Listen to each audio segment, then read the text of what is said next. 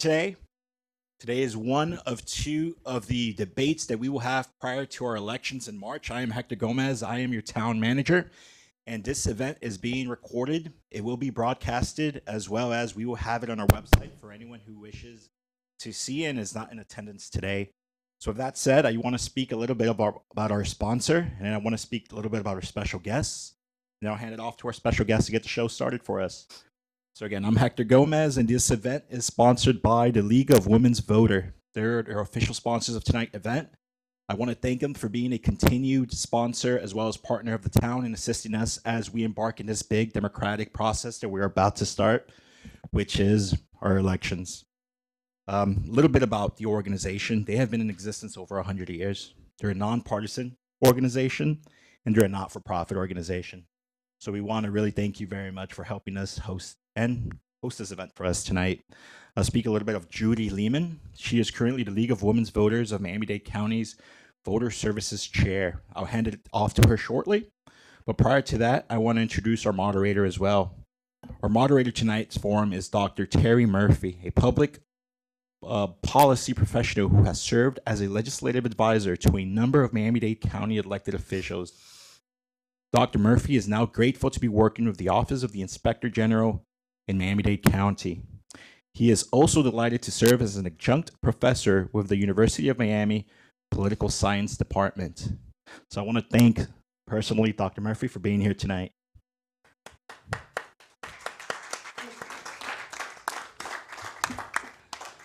I also want to reserve some claps for, obviously, Ms. Jody Lehman for being here tonight. She will assist with our timekeeping, but I would like to hand it off to her shortly for a few words, and then we'll get started. Thank you very much. Great turnout, Town of Surfside. Really awesome governance commitment. Just want to go quickly over the rules for the candidate forum.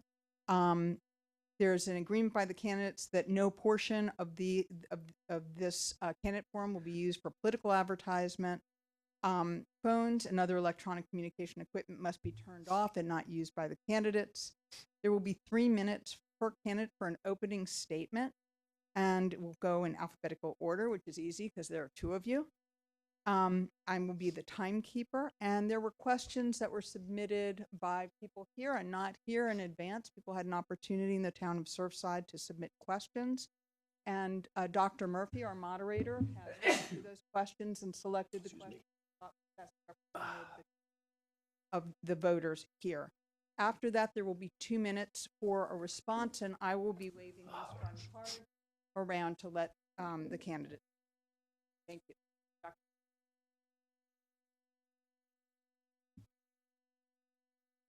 Well, good evening, everyone. It's a pleasure to be back here in Surfside. Good to see you again. This has become kind of a regular thing for me. The League of Women Voters has been kind enough to invite me again to serve as the moderator for debates up here in Surfside, and I really appreciate it. I'm sorry my own wife is not here tonight, even though she's a longtime member of the League of Women Voters. She thought I should do this on my own. That's how that goes. But anyway, it's a pleasure to be up here tonight. I've had a chance to read through a number of the questions. We did have a volley of questions that came in via email, and we'll try to get through those this evening, and we'll try and be expedient as we go.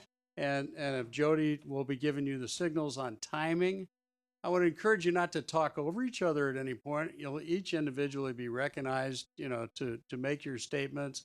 But for purposes of the audio here, if you're talking over each other or arguing about something, it doesn't get picked up correctly on the video. So if you have comments or reactions to any statements that are made, you'll get your opportunity to respond. But we'll start out with a 3-minute session, and I'm always deferential to the elected officials and acknowledge we have current Mayor Denzinger and former Mayor Burkett. Throughout this evening, I'll be referring to each as Mr., and we are here tonight as candidates for the office of mayor for Surfside. So I'll respectfully leave the titles out and simply go with Mr. Burkett and Mr. Denzinger. So we'll start with a 3-minute statement, and we'll do so alphabetically. So we'll let Mr. Burkett make the opening statements. I'll also add a closing statement before we conclude this evening, and we'll reverse the order on that for closing statements at the end of the questions. And I think the Q&A period, if we can, we'll see how long it takes to run through some of these questions. But I imagine you're both available for about 2 hours time. Sure. I think that would probably exhaust the majority of the question content we have here. So we'll give you the closing 3 minutes also at the end. So we'll start now with Mr. Burkett. Thank you. Good evening. Are Surfside's best days behind us, as my opponent has said, or will we preserve the amazing lifestyle we currently have while taking smart steps to make sure that quality of life remains even more special? If we follow the giveaway development path of the last 2 years, coddle billionaires, appoint badly conflicted or in one case a former felon to our most important town boards, rewrite our zoning code to permit bigger buildings with more units and traffic, ignore and mistreat residents who come to speak at our meetings, and look the other way while our vice mayor and planning board chairwoman rewrite our laws to simply enrich themselves, our best days are probably behind us. In the 2 years before my opponent was elected by just 25 votes, I led our town through its worst disasters in its history, COVID and the Champlain collapse. While managing those two huge issues, I also proposed and residents approved several key ballot questions, one which came in very handy recently. As you see, my opponent believes that he should be able to spend your tax money without asking you. He believes that so fervently that he put a question in front of you recently to undo the ballot question I wrote preventing politicians from burying our town in debt. Your no votes recently sent him a powerful message. My opponent constantly flies to Tallahassee and even halfway around the world to hobnob with his pals and kiss up to billionaires. He has been overcome with his own importance, going so far as to kick out our police out of their own gym to reward himself with a large, newly decorated private corner office in Town Hall. On the contrary, during all my time as your mayor over the last 20 years, I have never spent a dime of our money flying anywhere. That's what we pay lobbyists for. And more importantly, I've never begged developers for anything. They've always come to us.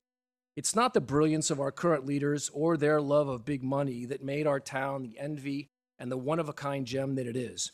Rather, it is the high-quality decisions and fiscal and zoning discipline that my predecessors and I have undertaken over the last decades that has made Surfside into a unique, world-renowned destination. Running our town is not complicated. Keep it affordable, keep it friendly and efficient, keep it safe, keep the kids entertained, keep our seniors active, stop the speeding, stop the cut-through traffic, encourage world-class compatible development, keep your promises, and keep it beautiful. That's what I did, and that's what I will do. My opponent will tell you I'm a slumlord, a deadbeat dad, a predator landlord, and generally a terrible person. Sadly, I'm not surprised that he would say those things just to win. What my opponent will not tell you is that slum he refers to is a $14 million Miami Beach trophy property that got smashed by Hurricane Irma, needed massive repairs, but is back better than ever. Or that I've always been a loving and supportive dad. Or that pointing out an eviction or a business dispute in court over a 40-year period is just silly, but then again, it's not about the truth for my opponent and his money donors. It's only about winning. Here's your choice in a nutshell. Will we follow down the path of greed and hyperdevelopment, or will we protect our small town identity, all while making our little town better than anybody could imagine? Thank you. Well timed, Mr. Burkett. Very good. Now, Mr. Danziger for a 3-minute opening statement. Thank you, Doc. Actually, so I came prepared tonight, and I won't be reading my last email. Good evening, everybody. Thank you for being here tonight as we discuss the upcoming mayoral elections and the future of our town. I appreciate each of you for taking the time to inform yourselves about the candidates and their platform before making your decision in March. A special thank you to the League of Women Voters, Dr. Murphy, Dr. Lehman, maybe we just do Mr. if we're going to be skipping the titles, for hosting this event. But most importantly, thank you to my wife, my children, my brother/business partner, my family, and my friends for their unwavering support throughout this journey. The accomplishments we've achieved in Surfside over the last 2 years wouldn't have been possible without you. I also want to acknowledge the collaborative efforts of the Vice Mayor Jeff Rose and Commissioner Fred Landsman. While we didn't always see eye to eye, our shared vision for a better Surfside and continued friendship, even through disagreements, propelled us forward, successfully achieving our set initiatives. A big shout out to our incredible town manager, Hector Gomez, and the hardworking staff here in Surfside. Their dedication has turned our vision into reality, significantly improving the town, resident experience, and overall quality of life. It's been a privilege to work alongside such amazing individuals, and we could not have accomplished all that we have without them. I also want to give a big shout out to our state representative and state senators who are tuning in tonight. The collaboration we've forged over the last 2 years and their dedication to our town and their district has helped us push approvals and funding through for many of our initiatives. For those of you who have been living under a rock, my name is Shlomo Danziger, and I've had the honor and the privilege of serving as your mayor for the last 2 years. Many people say that I'm the best mayor in this town has ever had, but I'm really not one to brag. During the last 2 years, one of my objectives was to restore dignity and respect to the office, which disappeared when my opponent and his group ousted Mayor Daniel Deitch. Regardless of the policy disagreements, Mayor Deitch served our town with dignity for over a decade and was a role model for how an elected official should conduct themselves. But reestablishing decorum in our town meant enforcing rules, maintaining order, and exercising restraint, even when faced with false accusation. It hasn't been easy staying silent while my opponents spread lies. I've resisted sinking to their level, believing that our town deserves better. In recent months, my opponent resurfaced with familiar, disparaging emails, packed with negativity, half-truths, and hate. These emails aim to divide our diverse community. Instead of engaging in mudslinging this election, I've chosen to focus on the historic achievements of my term. My opponent is a coward who hides behind the anonymity of a keyboard. But tonight, I have the opportunity to set the record straight. By the end of this evening, not only will I disprove and expose his lies, but I'll remind everybody why my opponent has been such a failure in the past. I'll remind everybody why Charles W. Burkett has been voted out of office 5 times. Thank you. Gentlemen, as we move forward, I mean, I don't want to have these personal statements being made. If you have differences in policies or differences in the record that's been established here in Town Hall, I mean, that's what we're here to discuss, and I hope we can tone it down a little bit. So, I mean, we're going to move forward now with the first question, which I'll begin with Mr. Burkett, and then we'll reverse order back and forth. We'll ping pong the initial response. This is from an email. I'm going to read the question verbatim, and then we'll start the timing. It's a little bit of a long question. What steps will you take to address the recurring flooding issues in our town? What investments will you make in stormwater management infrastructure, such as upgrading drains? And what measures will you take to address the root causes of flooding, such as development in flood-prone areas or inadequate storm management? Mr. Burkett. Thank you. The flooding issue, the undergrounding issue, the 96th Street Park issue, those were all things that we tackled in the last commission. We designed that park, we designed the flooding solution, and we also designed the undergrounding. Okay, when we left office, we were hopeful that this administration under this mayor would continue that.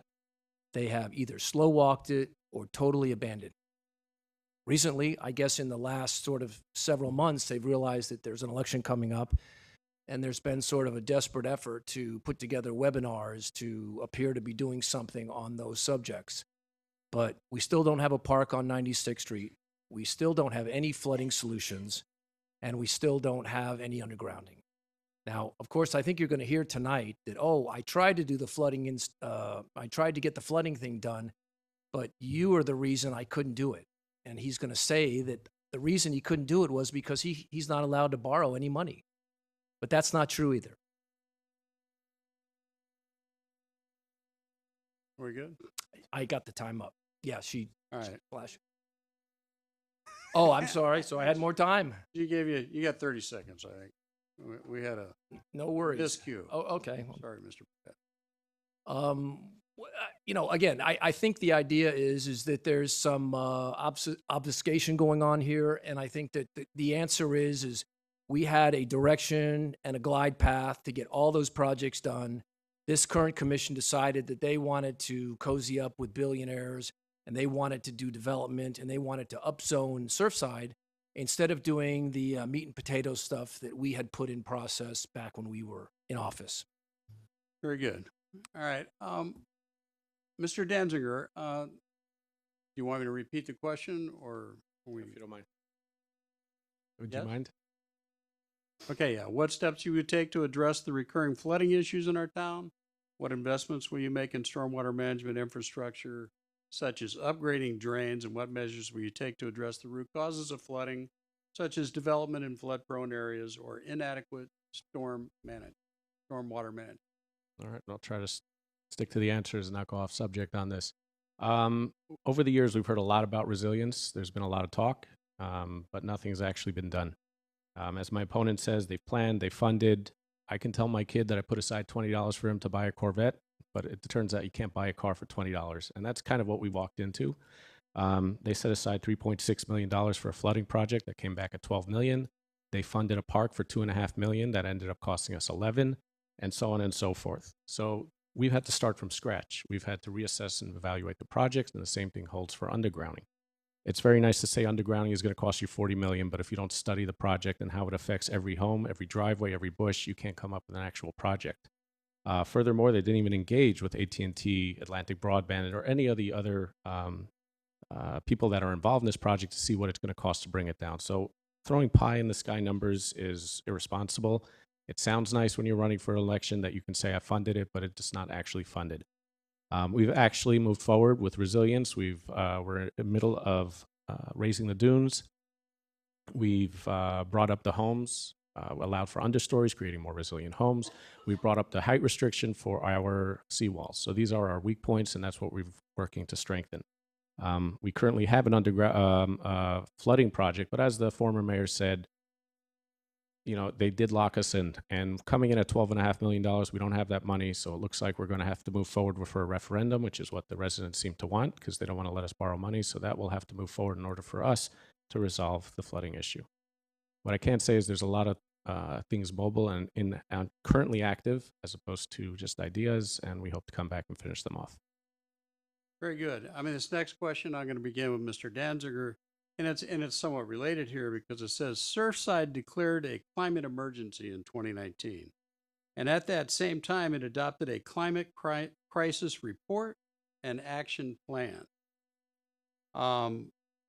It's according to the report and the plan, he's asking what specific actions will you champion as mayor to produce results according to the plan, if that's part of your priority. So we've adopted a lot of the policies from that plan, but some of those policies require upgrading to our infrastructure and a lot of the bigger projects. What I've been doing on my trips to Tallahassee is getting funding from the state for some of these projects. Just the other day, I came back from a $3 million request that we were asking for our water mains and infrastructure. It's going to require outside help, and that's what we're currently working to do. Okay, same question, Mr. Burkett, regarding the Surfside declared a climate emergency in 2019 and adopted a climate crisis report and action plan. Mhm. And I'd ask if you've read this and what your specific actions or plans are to implement the action plan. Well, I first want to go back to that last question that we were finishing on. I just didn't have enough time to say, at the end of the day, with all the undergrounding and all the flooding and all those projects that the current mayor was just talking about, there are no results. You know, you can talk a lot, you can explain a lot, you can say you went to Tallahassee a lot, but at the end of the day, residents want results. Okay, and that's what we don't have right now. So we don't have results. As far as that report goes, I have not read that report, but I have heard about that report, and we were committed to raising the house levels. I agree with that. I think that's important. I think everything really at the end of the day has to go up. So I'm supportive of anything we need to do to strengthen our resilience as far as, you know, the rising tide issue is facing us. So, you know, there's not a lot that we can do as a town. I think, yeah, raising the seawalls. When someone fixes their seawall, the seawall goes up. When someone builds a house, I think, you know, the house goes up. But that's another problem that we have, and I think we're going to talk about that tonight, and that's the designs of these houses and how it impacts the community and how it impacts the neighbors. So it's an important subject. I completely support it, and I think we need to talk more about it. Very good. This next question, starting with Mr. Burkett. Given the growth of our community, we find that the infrastructure lacks the ability to manage the needs of the business district specifically, with a lack of parking. With only approximately 630 spots in town, and at least half of them are required for staff and owners of these businesses, let alone all of the free parking awarded to the residents, it leaves very little for the district to conduct business. It says, once 10:30 arrives, we are not able to get our clients into the business district since they are not able to park. What solution should we expect to see? Well, I think that that is a significant problem, and I think we have to start with the basics. You know, in the last 27 years that I've lived in Surfside, okay, we have a certain number of people living here. We have a certain number of people going to the businesses. And, you know, the parking hasn't been a tremendously big problem. Since Harbour kept raising their parking prices and we kept ours low, we basically had an influx of a lot of those parkers that want cheaper rates. And one of the solutions that was out there but didn't get done before our commission was over was to get those prices raised up. You know, I instituted free parking for every resident in Surfside when I was the mayor a couple times ago because I think that's important. I think people want to come shop, they should be encouraged to come shop. But what we did in the past too is we sold our parking spaces and we encouraged developers to build without providing parking on their sites. So, you know, it's the kind of thing that goes on with irresponsible politicians who allow builders to go ahead and create projects that build buildings but don't build the necessary parking that goes along with it. And that's the kind of short-sightedness that I've been very concerned about. That's the kind of short-sightedness I see when you have this mayor who takes a project across the street here and says to the developer, well, you're only allowed to build 2 floors of housing on that site. But when they come up with a workaround, and you know, you got the vice mayor that says, well, listen, we can figure out a way to get them more units. So what happens is basically they pretend like there's a religious institution going into that, and then all of a sudden they're allowed to build underground parking, and voila, guess what? They go from 2 floors of units to 3 floors of units, okay? And that is a problem because we're adding more and more people into a fixed space, and you know what happens when you do that? There is a limit. There is a limit to the number of people that we can cram into Surfside because Miami Beach has done it, and they've destroyed their quality of life, and so has Sunny Isles. And I don't want that to happen here. Mr. Danziger, on this question of parking in the downtown business districts. So I think we all know what the solution is for lack of parking, but it doesn't seem like this town is ready to have that conversation. That's been very clear. But I want to talk about the construction and development for a second. The zoning allowances for the home, contrary to what my opponent says, has remained the same for the last 20 years. It has not changed at all. We're still limited to 40% on the first floor, 80% on the top of that, and the home is restricted to 30 feet from the crown of the road. That has not changed throughout our term, and that hasn't changed in 20 years. We've never given variances for any commercial projects that we approved here in Surfside over the last 2 years, and everybody built what they were allowed to by code. All the vice mayor's projects were approved that you see going up in town were approved from 2020 to 21, with only 2 of them approved over the last 2 years. We've negotiated a record amount of proffers for the towns, millions of dollars that go to benefit our towns, also requiring they contribute to sponsoring projects like dune restoration, water resiliency improvement, sidewalk, street repair, the water mains, water pumps, outdoor exercise equipment on the beach, parks, beach path safety, lighting through our town, all sponsored and negotiated with developers who were only approved to build what they were allowed by right with no special treatment. My opponent says he's going to stop construction. So I'd love to ask him how. In the last 4 years, 60 homes have been approved. Not even half of them are currently under construction, which means we still have about 30 or 40 left to go. The town has major projects in the works, like 96th Street Park, resident gym and pickleball center on 88th Street, Champlain Memorial, townwide flood drainage project, traffic calming, and walkability. Major commercials projects that are currently in queue are the Surf House, Regent Palace Market Hall, Collins Avenue project across the street here, the new DeMock building. These projects alone will keep this town under construction for the next 10 years, and unfortunately, there's nothing anybody can do from stop this from happening. My opponent continues to tell people that what they want to hear and makes empty promises he can't keep. The fact is, he is a developer. He wants this job so he can benefit from it and rub elbows with the big people. Why do you think he keeps investing $10,000 of his own money into his campaign? He needs the position to further his personal and financial gains. It's an investment for him and not for our community. It's an investment for the Burkhead companies and development and management. I'm raising my family here in Surfside, and I'll continue to invest up. in our community. A long time ago. That's really crazy. No, That's Mr. crazy Danziger, talk. Let's not level these kind of allegations. know, Personal. save I it. mean, you can have different Really? issues. Let's go to the next question, but let's not personalize it like this. The next question is kind of in the same vein. The citizens asking, what needs to be addressed in the downtown business district? Walkability, cleanliness, parking, upgrading. So what needs to be addressed, and what's your plan for that, Mr. Danziger? Sounds like the same question to me. It's close. What's different? Question provided by the citizens here.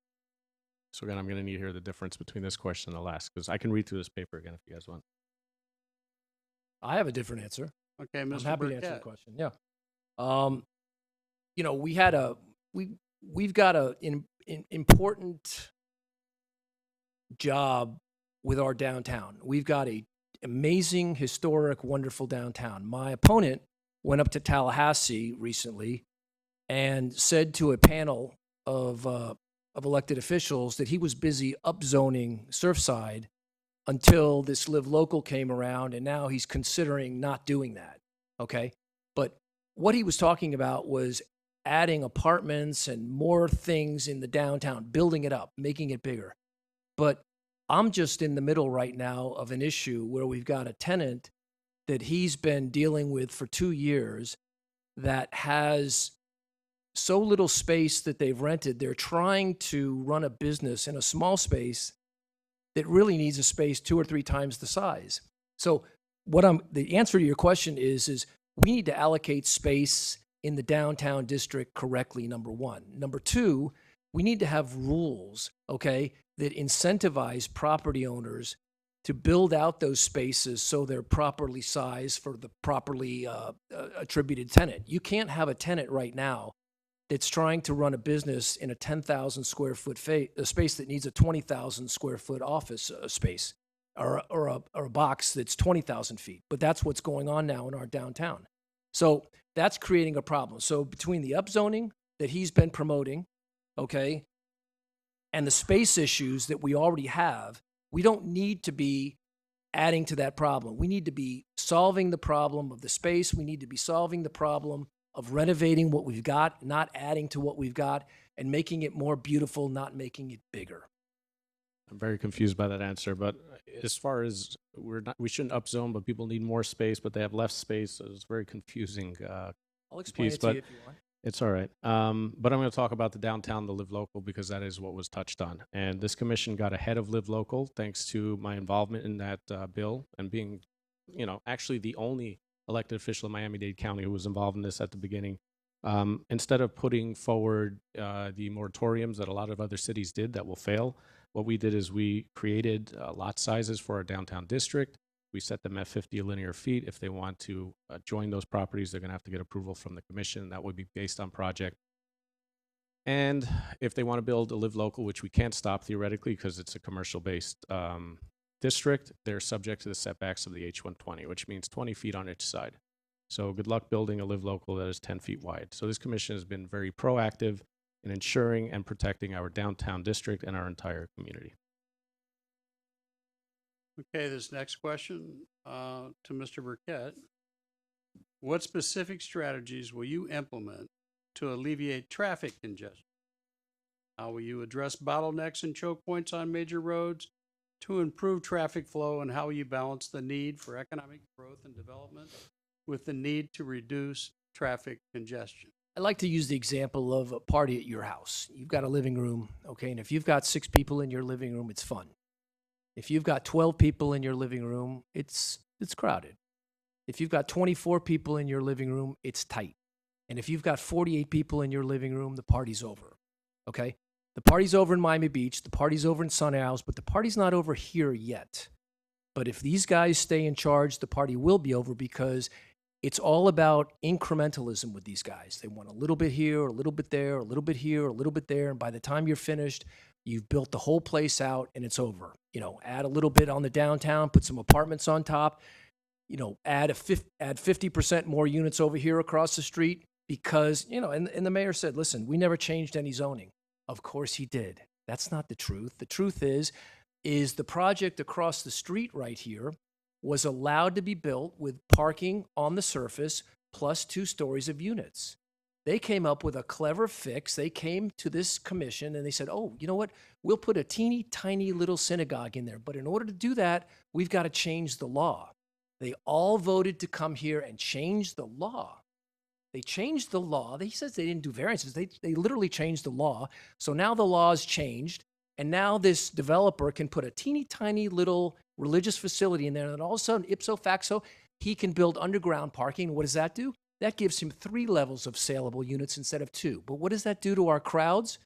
That makes Surfside that much more crowded. And that's the kind of mindset that I'm not for.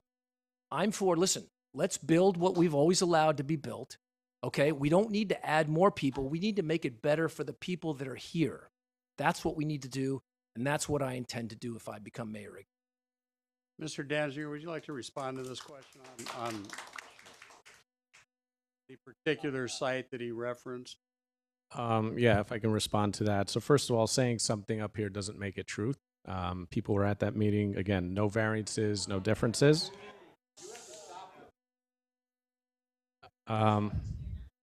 Just for the information, for those watching, the property next door, I think required 160 parking spaces. They put in 185, and people complain that they're creating too many parking places. So again, I think it's beneficial that we have more parking than less, and that's what they've done. Okay. But to the point of what the question was, first of all, I mean, again, to respond to one of those comments, at the risk of putting myself in danger with the fire code, I've had more than 24 people in my living room, and it was a great party. But whatever. The point of traffic, and that is something that we really ran to address, right? Pedestrian safety, walkability, and the cut-through traffic that we are experiencing now, which it looks like it's only going to get worse if this Live Local in Bell Harbor goes through.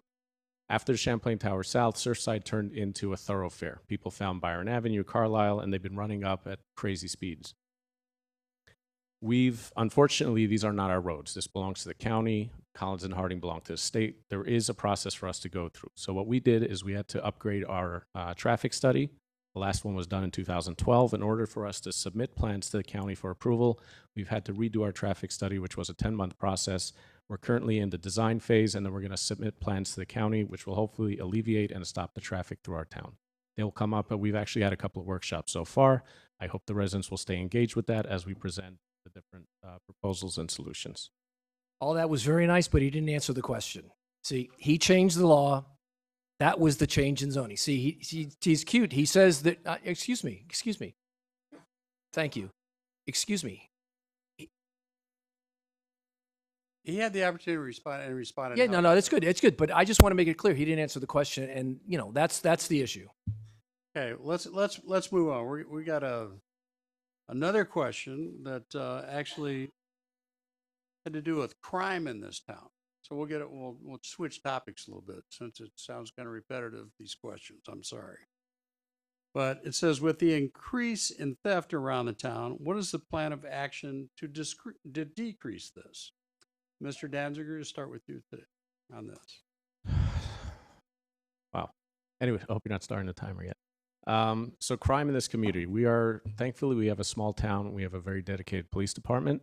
We've been fortunate or unfortunate to go through 3 police chief changes in the last 2 years, but they've only been getting better and better. And our current chief is instituting a lot of different new policies and procedures in place. But again, this is one of the opportunities to address some of the misinformation by my opponent. He went around and told people he's going to increase police coverage and response time, and I have some information here that may be useful. This is a graph right here of our police patrols. This is a GPS graph that we were tracking their cars in a 24-hour period.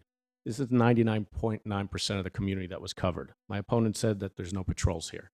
This data, again, is public record. You can ask for it. Our officers are around, and our command staff is tracking them because we're continuously looking to improve. A couple of stats. Non-emergency average response time for Miami-Dade County is 21.2 minutes. In Surfside, it's 3 minutes. The emergency response time, the national average is 8.5 minutes. Miami-Dade County is 5.46, and Surfside is 2.23.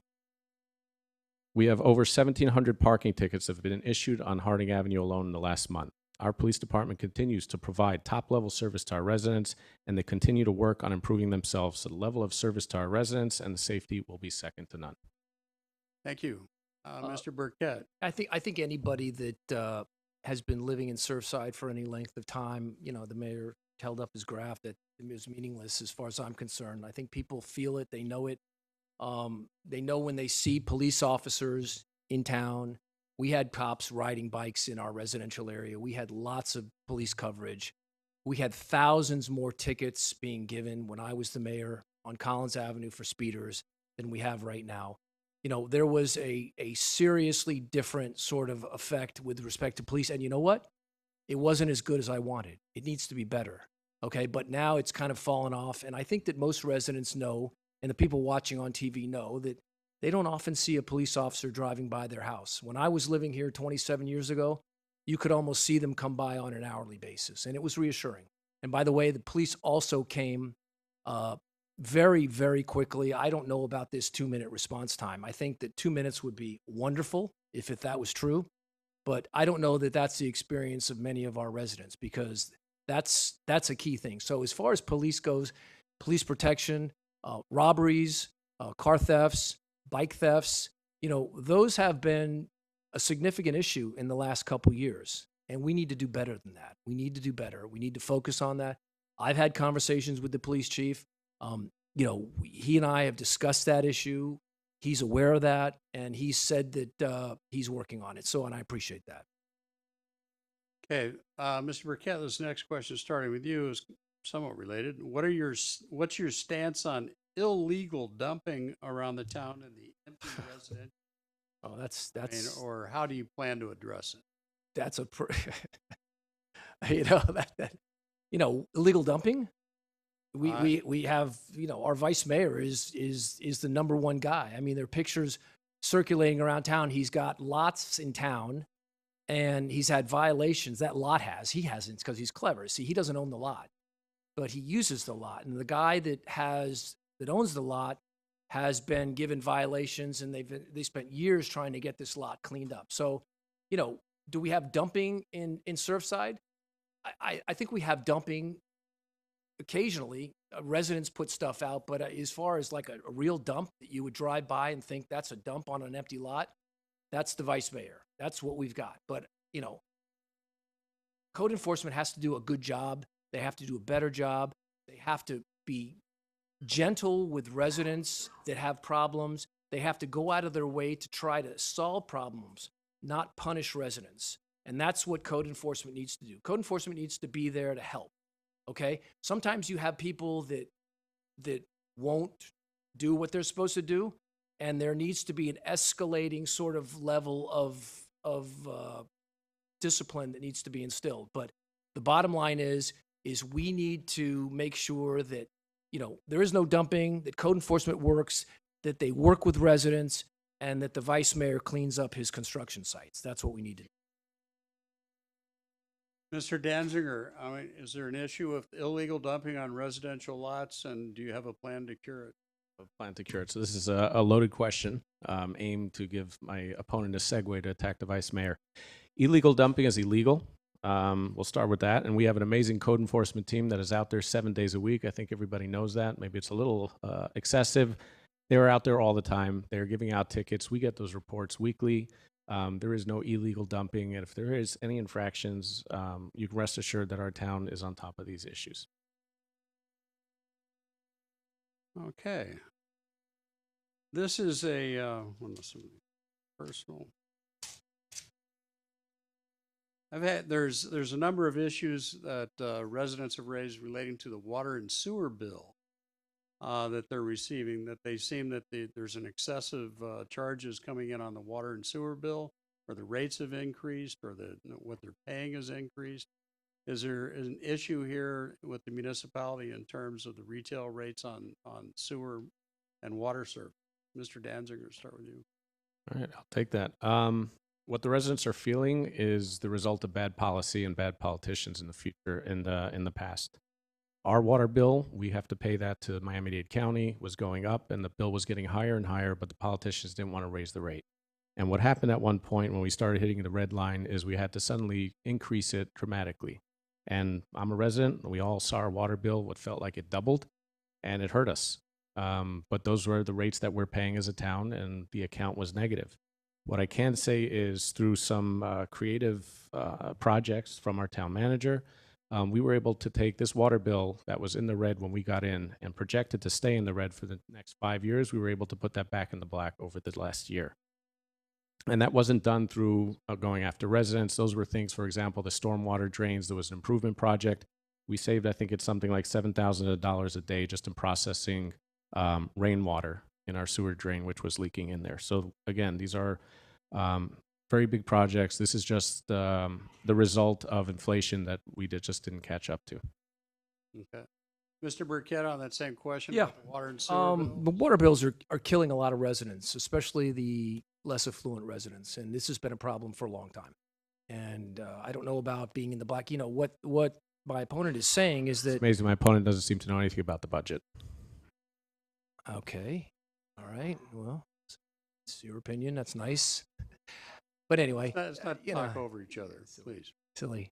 You know, the charges are a function of a decision made at the commission level. Okay, so the commission pays for water from Dade County. They buy it. They buy water, and they pay 10 cents a gallon. And the commission can say, well, listen, we'll charge 10 cents a gallon, or we'll charge 50 cents a gallon, and that way we'll cover other expenses in the city. So they'll utilize the water charge, to offset other charges, including some bond issue that was done when I was not the mayor, which I did not support. Okay, that drove up the cost too, because there's a mortgage there, there's a loan, there's an amount that's due that's being paid with that water bill too. But the point is we can reduce the water bills for our residents with some creative arrangement, okay, and make sure that the less affluent of our neighbors and our residents don't pay a disproportionately high amount for water. So there is a way to balance that out. Now, I don't think my opponent wants to do that or cares to do that, but that's something that I've promised that I would do, and that's something that I will do. I think what we need more now is more than promises, but actual plan of action. I don't think my opponent understands the difference between an enterprise fund and a general fund. The expenses are required to be paid back. So how are we going to offset that? Are the rich going to pay for the poor? I would love to hear that. So, rather than so, just so speaking out of turn. my opponent is talking. What he's talking about are results, and I agree with that. You know, you can talk a lot, you can twist yourself into a pretzel, you can do backflips, but the bottom line is let's get a result, okay? And that's what I'm talking about. And he hasn't gotten the results. He hasn't put the power lines underground. He hasn't fixed the flooding. He hasn't finished the park, and that's not a result. And that's, you know, at the end of the day, that's what we need. We need a result. So that's where we're at. I'm sorry I couldn't get a 5-year project done in the last year and a half. I apologize. Let's go to the next question. We have a question on parks and playgrounds. It says, with so many young children moving in, we want to keep our neighborhood safe and walkable. What are you doing to accommodate these families? What should be kept in place for future commissions, and what should be changed? I'll be starting with you, Mr. Burkett. Could you read that question again? I know, I'm reading it. My question is about the parks and playgrounds. With so many young children moving in, we want to keep our neighborhood safe and walkable. What are you doing to accommodate these families? Well, listen, I've said in my campaign material that one of my main focuses is going to be on programs for the kids and programs for the seniors. And that includes making great parks. Okay, we've got a park that's under construction right now. It's probably going to be done in 6 months, and that's exciting. That's a park that we designed in my commission. That's a park that we funded in my commission, and that's a park that this commission has been building out, which is good. Okay, they're moving it along, but I don't think it's going to be done for the next 6 months. But once it's done, it's going to be terrific. I think we need more programs over at our community center. I think we need green walking paths to make sure it's safe to go to your religious institution, it's safe to go shopping, and it's safe to go to the beach. We need to paint those. We need to continue that because we had a little bit of that several years ago, but it didn't get finished. So as far as the parks go, it's the community center, it's the tennis center, it's the tot lot, it's the 96th Street Park. All those things need to be firing on all 8 cylinders. We need to have great programs. We've got a great parks and recreation director. He does a great job. He's been here for a long, long time. He knows what the needs are, and we need to enhance that because that's what we're here for. We're here to make the lives of our residents better. Mr. Danziger, on the issue of parks and what we young families that are moving in here. So the nice thing is I don't have to talk about a campaign. I can actually talk about what we've done here. We have a plan, yes. You know, like I said with the park, everybody funded it a little bit, but we had to carry it over the line. And it cost us $4.5 million additional to what's been funded over the last 10 years. So to say that it was done when we walked in is not accurate. We had to go out for the RFP twice. We've had to readjust it, and then we got it done because that's what we're about. We're not about changing the slides out. We're a commission full of 96th Street Park.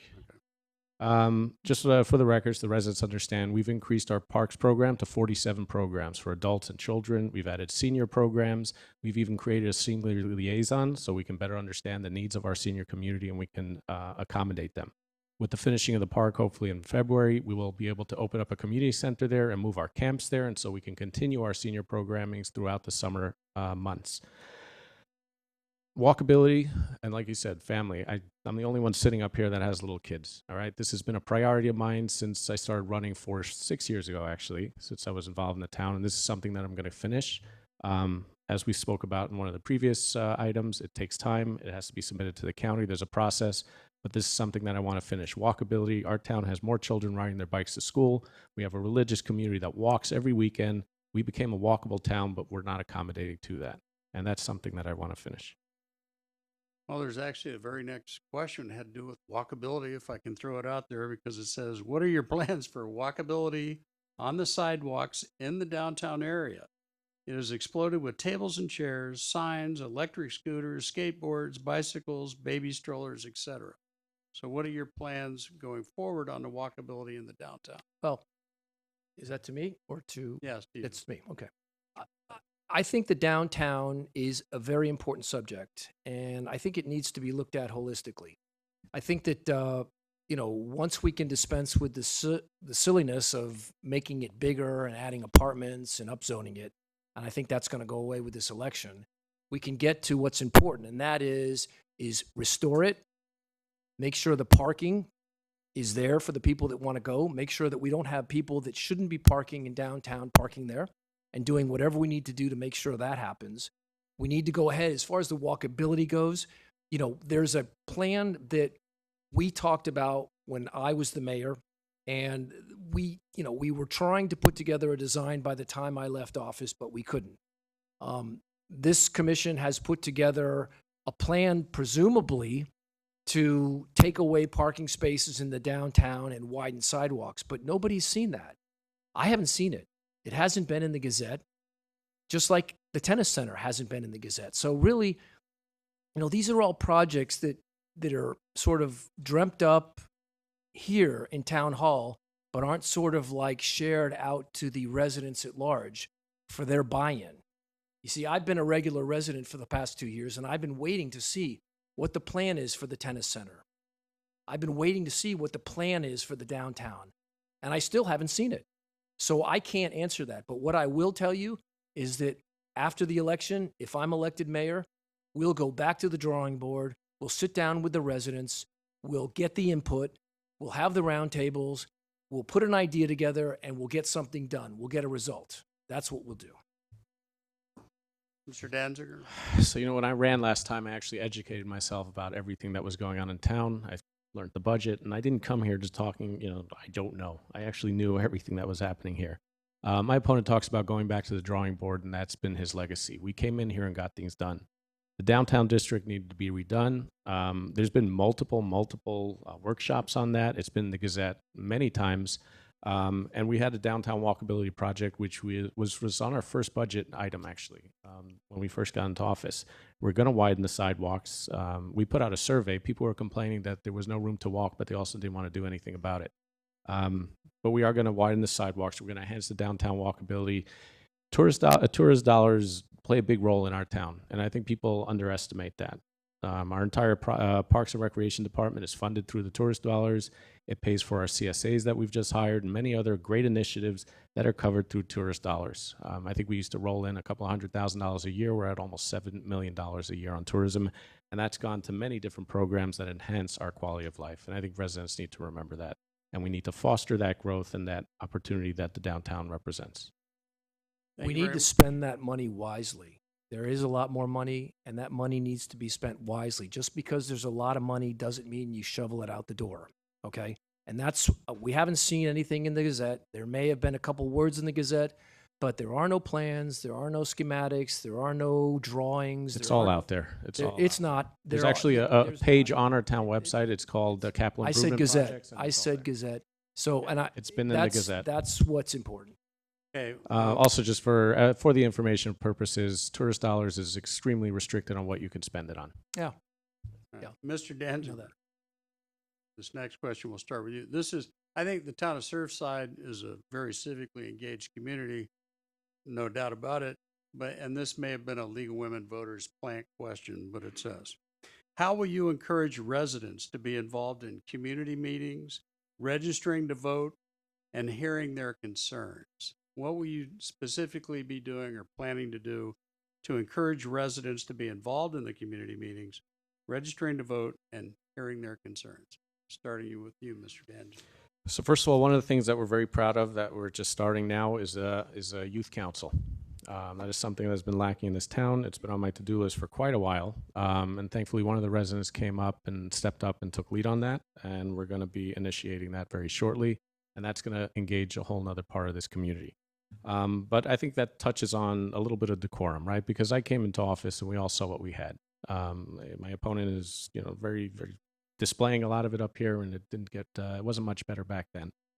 So I want to ask how many residents here actually stay and attend for the entire commission meeting? How many of them are watching the entire thing from their homes? And, not the 30-second clips my opponent goes ahead and sends out there.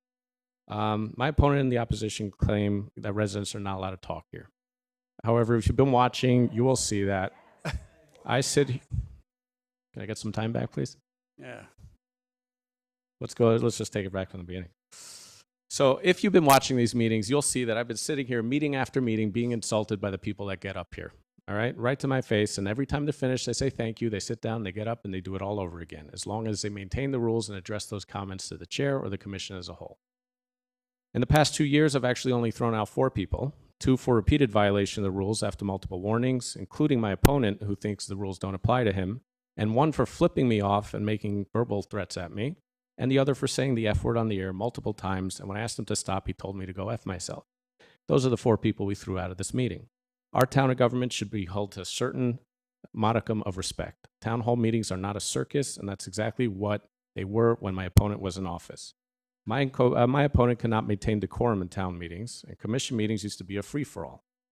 Nothing was accomplished. The last agenda was up to triple C's. All right, this was their last agenda in March. It just kept getting rolled over and rolled over because they accomplished nothing. My commission gets through our entire agenda every single time. Legislation is our duty and our priority, and the budget amendment needs to be passed so the town can spend money on things like pool heaters, so the town can continue to provide services to our residents. If you can't get through a meeting, you're failing our residents. Okay. Thank you, Mr. Jones. All right. I'd like to respond to that. Oh, no, Mr. Burkett. If you question- can't, Let me repeat the question. yeah. please. I wish we would not do these outbursts. These outbursts are not helpful. The shouting, By the way, give me the gavel and I'll have this room in order in a second. you know. Let's, please, come on, please. Aren't you an elected official? I'm going to repeat the question and Thank now you. for Mr. Burkett. If elected, how will you encourage residents to be involved in the community meetings, registering to vote, and hearing their concerns? I think that there's a style. There's a style, and yes, he is. What's funny is hypocrisy is what we're talking about here. This gentleman gets up at every meeting, and preaches about decorum and respect and lectures all of our residents about who they need to talk to, who they need to address their comments to, and how things are done. And then what he does is he interrupts them if they don't do exactly what he says, and then he tells them 3 times, that's 1, 2, 3, and you're gone. But you know what's funny, Terry? This gentleman, Dr. Murphy.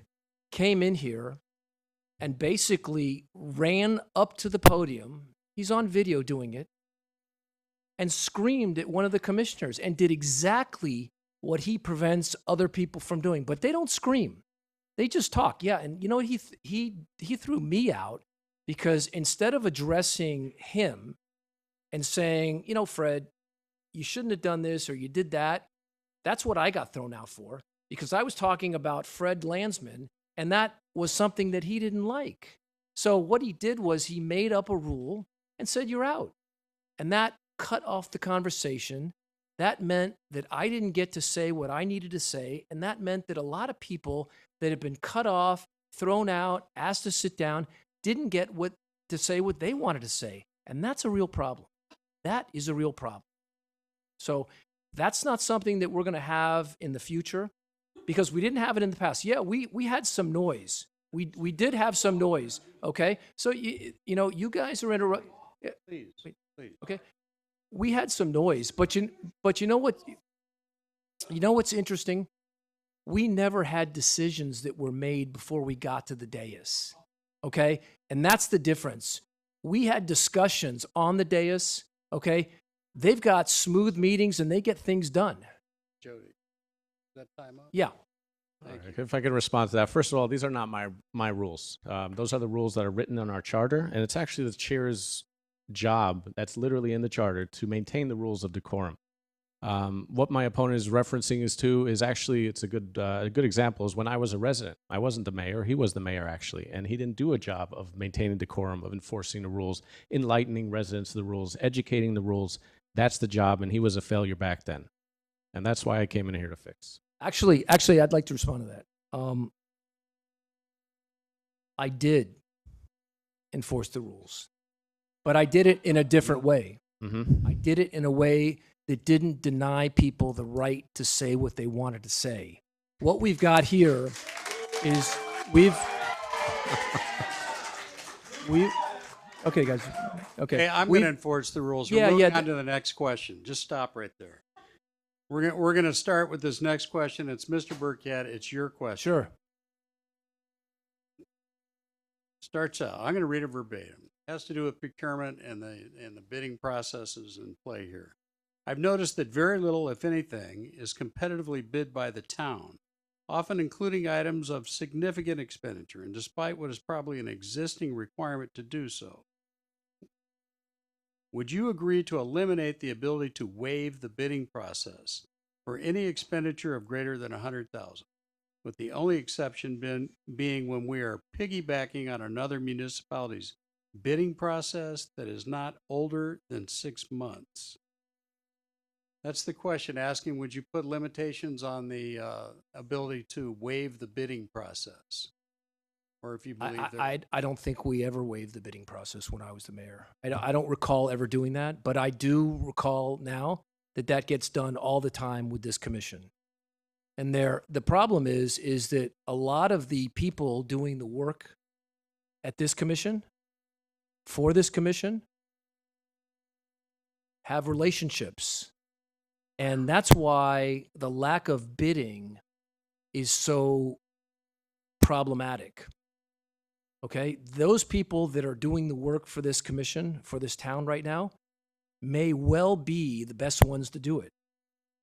But you can't waive the bidding. You've got to go out and get other bids. You've got to go out and get other prices. You've got to do that. That's your obligation as a steward of the tax money, of the residents' money. So I know it's easier to just waive it and you have a guy that you're friendly with or you're comfortable with or whatever the relationship is to do it. But that's not cool. And I don't think that 100,000, I think that's a ridiculously high number. I think the cutoff number should be much, much lower. That's my Okay. opinion. Mr. Danziger, on the issue of the bidding process and waiver of bids. So there's a requirement for municipalities to go through a bidding process for our projects. There's also the ability to jump on and piggyback off existing bids that were done by other municipalities. This is utilized sometimes when you have emergency projects that have to be moved forward and don't go through a lengthy RFP process. People have to remember that's a minimum 45 to 65-day process of an RFP review. So depending on the project, if there's a need to move that forward, sometimes the cities can go ahead and piggyback off an existing RFP. But I think this has to do a little bit or a lot with transparency in government, and I think that's what I'm hearing. Moving forward, all elected officials are going to be required to fill out a Form 6. I highly doubt my opponent is going to be able to fill that out, considering he can't even fill out his basic statement of financial interest is Form 1, whose top interest is confidential, for those of you that didn't see it. So I don't know how he's going to create an environment of transparent government when we don't even know what he does himself. He sends in his email about a $14 million, he sends in his email about a $14 million Miami Beach trophy property, he said. This is his words. Go to the property appraiser, it's actually $805,000. So my question for Chuck over here is, are you lying then, or are you lying to them, or are you lying to us? Beautiful. Okay, well, let's talk about it. It's silly, right? I mean, it's really silly. Very silly. Chuck? These are facts, ladies Chuck? and gentlemen. Okay, let's go fact number one. Let's go through the facts. The fact. I'm going to let this go on because you Well, apparently want this. Yeah, I do. I listen. He's being cute and he's waiving the financial disclosure, which everybody's I'll seen. let you respond. Thank to you. it. I appreciate it, Doctor. Let's move I on. think that everybody has seen everybody's financial disclosure, including mine. Okay, mine says that I have a family limited partnership that owns all of my nationwide properties. Okay, it also says that last year. It also says confidential settlement. Okay, I'm getting to that. Yeah. Danziger, don't Yeah. interrupt. Let him explain. You made a lot of accusations here. Let the man explain them. Yeah, thank you. So the confidential settlement thing was an issue I was involved in, where I signed an agreement that I said would remain confidential. Now, this will make my opponent happy. If he wants to file a suit in court and demand that it be unconfidential, I'm very happy with that because I don't really care. I'm very happy, and I'm quite satisfied with everybody knowing what that confidential settlement was because I got no problem with it, okay? But the other party that was involved required that, and that can only be undone by a judge, but let's have at it. I'll tell you what, I will agree to help you get that done if that makes you feel better. The other thing is the trophy. To residents, not to me. Yeah, you brought it up. The other thing is the trophy property. That property was smashed by a hurricane in 2017. We had to replace 4 balconies on the front. It became a design review thing. Miami Beach is very strict about the way buildings are repaired. We couldn't just fix it, so we ended up having to file for permits. Right at the end, we were told you're not going to be able to get your permits issued because you got to go in front of design review. We started that whole process, and then guess what happened? COVID hit, and that shut us down for another year. So by the time we got started again, it was another year gone, and then it was time for the 40-year recertification for the building. So with all that work going on, I had to move all the tenants out. And what happened was the building ended up being empty while we were working on it, and the property tax assessor reduced the assessment because it was empty and not making any money. We petitioned for that reduction. So he's right. So we're not paying taxes on a building that's not operating right now. But the good news is the building has been completely repaired. It's completely done. It's completely operating, and it's all good. And by the way, when you check Completely lost its value, by the way. If you sorry? look at, I said it's also completely lost its value if you look at the property. Well, listen, I'm very happy to pay taxes on $800,000 worth of value as long as they want to maintain that. I don't think it's 800 either. I think it's about $1.5 million. But anyway, needless to say, $287. that building would sell today for $15 million. So listen, the bottom line is you know what it is? It's a technicality, and that's the best. The building value is $10,471. Okay, guys. Coming down from $1,083,000. Guys, It's a 16 unit, $20,000 square foot apartment building. It's not worth $10,000, I assure you. So these kind of silly comments are a distraction away from what's really important tonight. And if that's the best he's got, then he's got a problem. Okay, I want to regain the floor here just for a second. There are questions that the citizens have asked us to put forward. If I can go back to the transparency and the RFPs. This is kind of a transparency-related item. You may segue to that. All right. But we're going to start with Mr. Burkett. This question is to both of you, of course. Each candidate had the opportunity to voluntarily sign a statement of fair campaign practices. Neither of you signed it. According to the person writing this question, please explain to the community why you chose not to make this important commitment.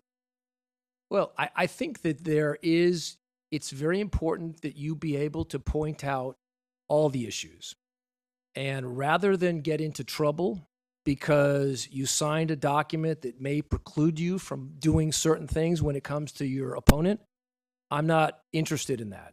I'm interested in making sure that the residents of this town, whether it's this opponent or any opponent, have all the facts. And I don't want some interpretation later on coming back and saying, well, you really shouldn't have said that about your opponent because you violated the document that you signed and now you've got a new set of problems. That's the problem with that document for me. Mr. Danziger, your explanation as to not. All right, so I'm going to take it back quickly just to the RFP process because my opponent couldn't recall anything, but in actuality, their commission waived the RFP for Paul Abbott, who was the engineer initially for the undergrounding project, one of the biggest projects that our town is going to undertake in history, who ended up quitting on us because he didn't know what he was doing. But regarding the form, the waiver. Fair Campaign Practices Act. Yeah, so I think it's kind of obvious why my opponent refused to sign it. This is really about community, the divisiveness, the tension that we have in this community. When I was first elected, I spoke about bringing this community together. You know, what I wanted to do was bring back what we saw, right? I knew we can achieve this. I saw it after the Champlain Towers. I saw the community come out together regardless of the denomination or the color, and that's what I wanted to bring back. We created more senior programs here. I spoke about the different programs that we've started. We've tripled the number of community events here, and they became a priority because they continue to bring our families and community together. We brought kosher food to our events because now they became all-inclusive. This is the first time in Surfside history where you can walk out and see an Orthodox man dancing with his child to salsa at one of our music events. For the first time in Surfside history, a mayor has received bipartisan support from our state and local officials, gay, straight, black, white, and Hispanic, or others, those who have all been working with me and understand what I've been bringing to this city. And lastly, I'd go so far as to say that I've been accused of being divisive, and that's what this is, right? But I think I'm not only not divisive, but I am the mayor who brought everybody together. There is nobody in the history of Surfside. There was nobody in the history of Surfside who was able to get Mr. Burkett, Eliana Salzauer, Tina Paul, all on the same page working together. Thank you. Mr. Danziger.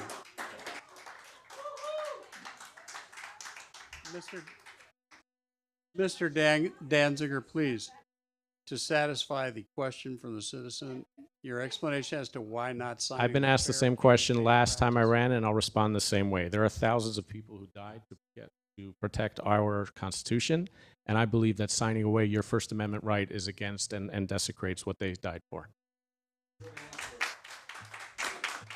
Same answer I gave the last election and the one before that.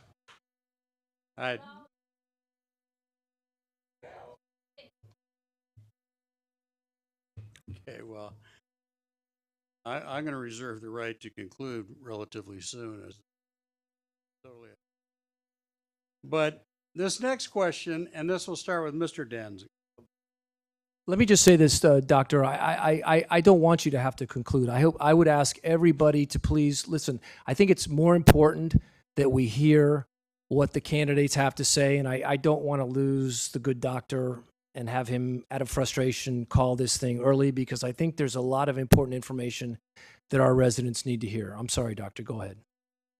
Well, let's start with Mr. Danziger. This question came in this evening. It says, what might be steps to take as mayor to heal the growing schism between pro-development and expansion and those who desire to maintain a small town charm and minimize growth?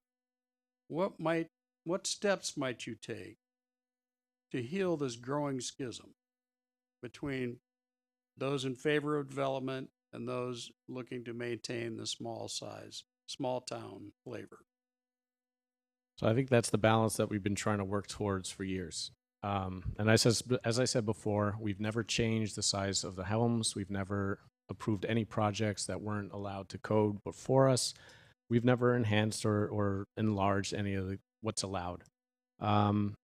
One of the things people don't understand is nobody wants bigger homes. My home is along Harding Avenue. If I were to have a 24-foot building, I would be living in the shadows just like anyone else at Sunny Isles. So I think we're all on the same page with that, and that's really what my opponent likes to go around. They scream about Surfside turning into Sunny Isles. They've been using this ploy every election. There is nobody in this town that wants that.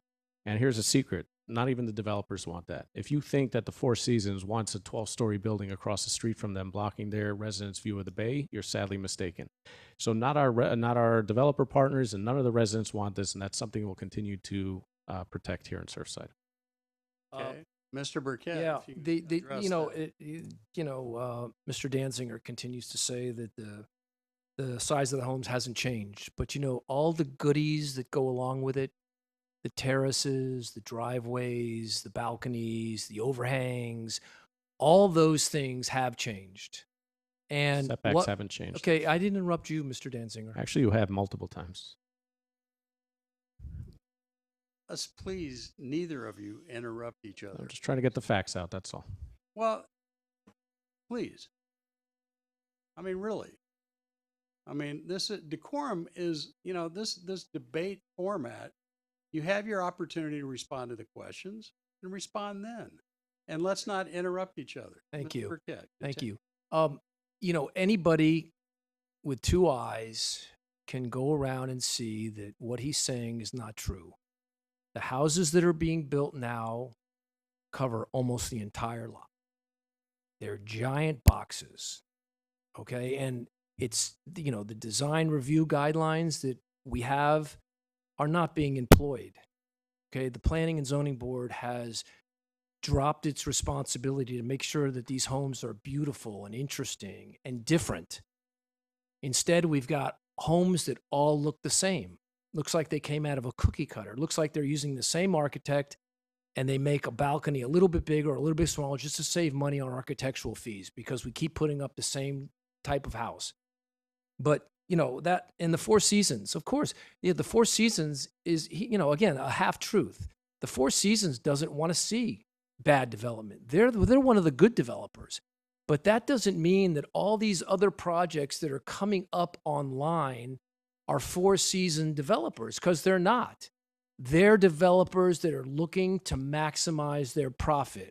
Our job as the adults in the room, as the people that care for this city and are responsible for what happens in the city, is to stop these people from doing things that are going to exploit what we have instead of complement it.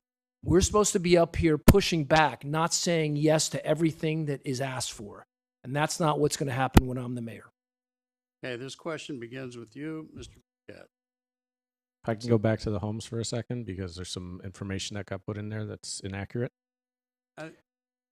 It's kind of that is probably the biggest issue here in Surfside, so I'd love to get back on that. So first of all, I'm going to say hi to Mayor Svetchin from Sunny Isles, or all the other people from North Bay Village, and everybody that's watching. There's actually a watch party in Tallahassee, so it's pretty interesting. Everybody wave.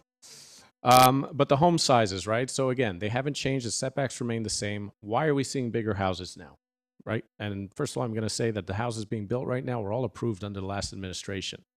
That's just a fact. But why are we seeing bigger houses now? 10 years ago, our property was maybe worth $80,000 for the property. You couldn't build a $2 million on an $80,000 property. Now our properties alone are worth almost $2 million. The smallest little lot is worth 1.7. It becomes more viable and more financially viable to go ahead and build a $2 million home on a $2 million property. And that's what it is. It's just economics. It's not about who's moving in here and what. It just became worthwhile. The financial market dictates it, and suddenly it's become viable to build a $2 million home on a $2 million lot. Okay, but Hey, yeah, Mr. that's all very nice.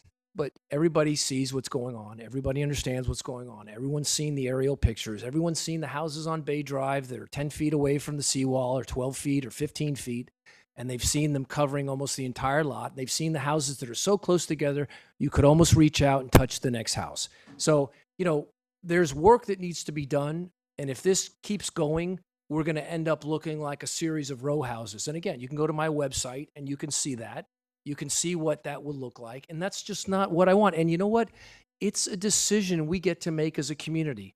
Just because this mayor and his development pals and Rose, who builds the houses, okay, wants to do it because they make money doing it, doesn't mean that we have to do it. Okay? We get to decide. We get to decide what our community looks like. We get to decide what we want to see in our community. Okay? We don't have to do anything. As a group, we come together and we put our ideas together and we decide what our community is going to look like. That's what's important. Well, let me follow up and I'll ask both you then. Are there proposed code changes you would do to your land use code to prevent development that's occurring under the current existing code? Is that to me or to him? To you. Oh, to me. Well, listen, I think that one of the things, the first thing we have to do is get our design guidelines intact. And we got to get rid of the planning board, okay? The planning board right now is just a rubber stamp for this commission. This commission is all developer oriented. The planning board is it's their team. They meet together secretly even. They make plans. We have pictures of these guys at the Four Seasons before $1 billion vote. I mean, whether they were talking about the vote or not, it just shows terrible judgment. Terrible. You don't do that. You have a responsibility and a duty as elected officials to look out for the best interest. You have a duty to come to these meetings and talk about what you're going to do for our town in front of the audience, in front of the residents. Your duty does not include going for drinks and hugs at the Four Seasons and making deals behind closed doors. That just doesn't happen. So the answer to your question is the design guidelines, the new planning board, responsible adults, professionals who understand what it would take to make the town look beautiful and great. That's the first step. Mr. Danziger, So- the assertion that development is occurring currently under the existing code without any modifications, do you have proposals or plans to modify or change the code to alter the state of development here in this town? And if you want to reference those design guidelines, if that needs to be refreshed or renewed, I mean, what's So your design thoughts? guideline is something he talks about, but it's actually something we've implemented. So first of all, having drinks with my coworkers and other board members is actually something I'm sorry that the former mayor couldn't experiencing that with his own team. They were too busy flipping each other off at meetings to actually sit down and be friends after that conversation. But my question for the man over here is, he's railing up against these homes that are being built, and my question is, you actually approved them. 17 of the Rose homes that are going up now were approved under your administration. So you sit and you talk about how you hate these homes and you hate them, but you're the one who approved it. There is something, and we question for spoke me? about it. Excuse me, I'm still talking. So we spoke about this at the last meeting, and that's called the Byrd Harris Act. And I know we had our town attorney speak about it, and it's on record multiple times. You cannot downzone and take away the value of someone's property. The homeowners can sue the town. It's not for us to go ahead, and I know my opponent over here during his last administration thought he was going to reduce the size of the homes. You can't do that. All right? That's plain and simple. I'm going to protect the homeowners' rights. Again, the size of the homes have been allowed for the last 20 years. Before that, they were even bigger. It's been that way forever. That's what we're going to protect. We're not going to come here and threaten homeowners that they're too big or too small. It's not for us to decide how big somebody thinks that their home needs to be. If they have 5 kids, 2 kids, or 7 kids, that's their business. And they'll be allowed to build what's always been allowed by right.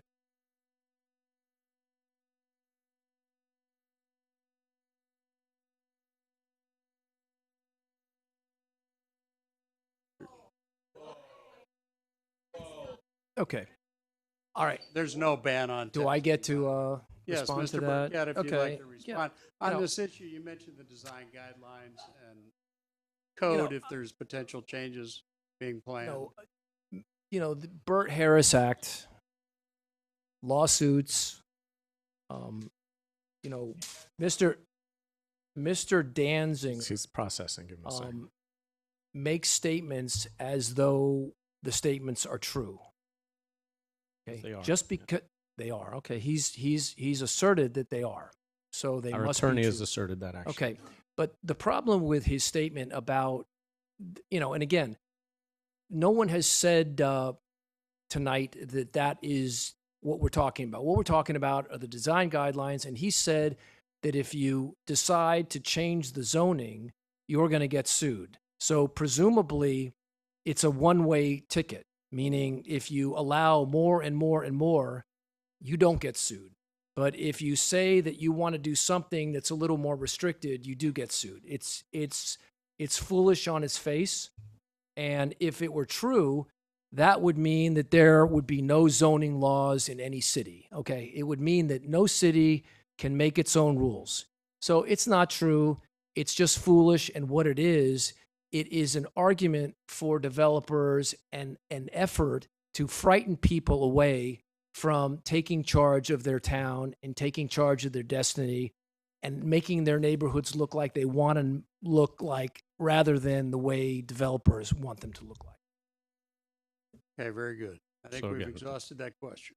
Yeah. Well, I would just want to touch on lawsuits because my opponent has no problem spending town money when it comes to lawsuits.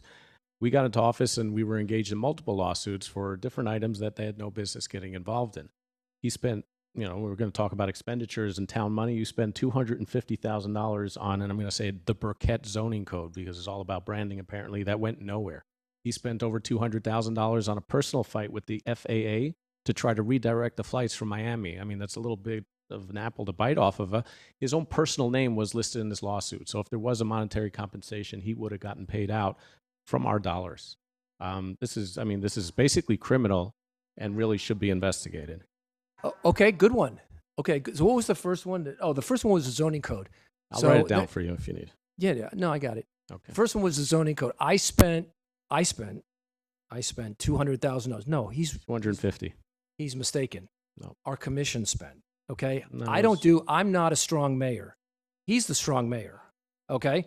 So I'm also the better looking mayor, just by the way. I'll add that in there. Gentlemen, this is what we're up against. But anyway, so let's go through that. So he wants residents to believe that I spent $200,000 for myself on a zoning code. Okay. The reality is we spent 2 years working to put together a code. My entire commission spent that time, spent that money trying to do this. So that's a really serious misrepresentation of what happened.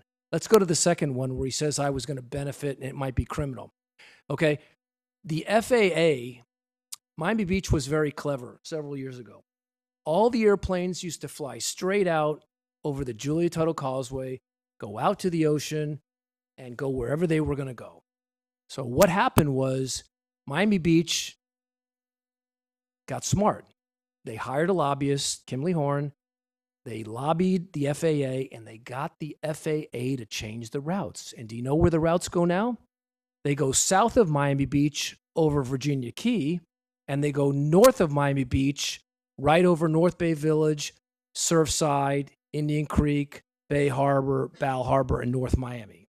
So all day long, all night long, we have jets 2 minutes apart flying out over Miami International. So what happened was Charles Burkett didn't do that. They needed a name of a resident because Bay Harbor joined that suit, Indian Creek joined that suit, Bay Harbor joined that suit, North Miami Beach joined that suit, and everybody filed an appeal with the FAA to get them to unwind that. So the fact that this gentleman would sit here tonight and try to have you believe that I spent $200,000 on zoning that benefited me, and I put my name on a lawsuit that was joined by 6 or 7 other cities, including North Bay Village, and that might have been criminal, just goes to show you what he's all about, okay? All right, so I just want to respond to that if I can. It is the mayor that leads the initiatives, right? But as he said, it's the commission that approves it. It wasn't called the Surfside Commission Zoning Code Rewrite. It was called the Burkett Zoning Code Rewrite. That's a fact. Now, none of the other municipalities with the FAA actually had anybody that was on there. There was no other single individuals listed except for this person who continued this fight after office. I did try to help him out to a certain extent, but at some point it became futile when we were the only people left in this fight. Every other village dropped out of it because you can't fight City Hall and you definitely can't fight the federal government. Well, actually, And I do want to just correct myself. It was $168,620 of taxpayer money that you went and fought the FAA with, an issue that no other resident in town seemed to have, by the way. an issue that a lot of residents were concerned about and still I have are. not heard anything about this. I've been in office Okay, 2 but years. now Not I'm one going to email. respond, so you get to listen. Okay, so the fact of the matter is that this was a huge issue, but that's not the point. The point now is that what he's trying to do is conflate issues that affect the town and attach them to me personally, which is really silly. I mean, it's really far-fetched and really disingenuous. So I think that everybody ought to take note of that type of behavior. Okay, we're going to start this next question on a whole different topic Can't wait. for Mr. Danziger. If elected, would you When? consider 2 Visualize. shorter commission meetings per month, beginning at 7 p.m. instead of one very long meeting? So I've actually had a conversation similar to this to the mayor of Sunny Isles, again, and shout out hi because they're watching. And what they do is they've divided their meetings into 3 parts, essentially. You have their public input meeting, and then you have the resolution meetings, and they have discussion meetings. I've had conversations with some of our residents. It didn't seem to be something they want. If you've been to a meeting, and there's been maybe 5 people here that have, and that's just the point. There is no resident participation. You've got, and I don't want to say their names, but you've got the same 3 people that show up to every meeting and talk on every item. I've created virtual meetings. Our public participation, I mean, is pretty high, and it's getting higher in some of the items, but we're still in the double digits when we have 6,000 residents. We're doing what we can to increase participation. That includes webinars, Q&A that is done at certain hours that are better beneficial to the people at home. They can dial in at their own convenience from their couch. They can participate in the meetings and talk. But we've done special meetings. If we see that we have larger items, we've split it up and done special meetings for some of the discussion so we can address some of the other town business on our regular meeting. Very good. Mr. Burkett. Boy, that was a long answer. I think the answer is yeah. I'm open to efficient ideas, ideas that make the meetings go faster, smoother, and are more effective, as long as our residents are able to attend. Even if they don't, you want to make those meetings so that it's possible for them to attend. So yeah, those are all good ideas.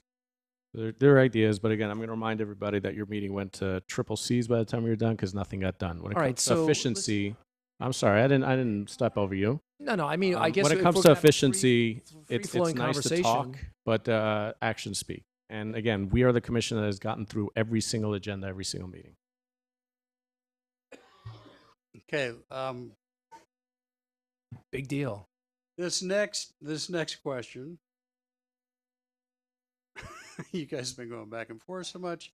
We'll begin with Mr. Burkett. It says, regardless of whoever wins, the town is currently divided. How will you restore trust and bring our residents together? Again, I think that the town is not divided. I think that we have a divisive mayor. I think, tossing around, if you disagree with him, he calls you an anti-Semite. But, that is, aside from his divisiveness and his obvious conceit and all the other things that you've seen tonight, yes, he's the best looking guy at the dais. Okay, wonderful. That's wonderful. But the point is that we don't have division as much as we have different opinions on different issues. And that's where we have our divide.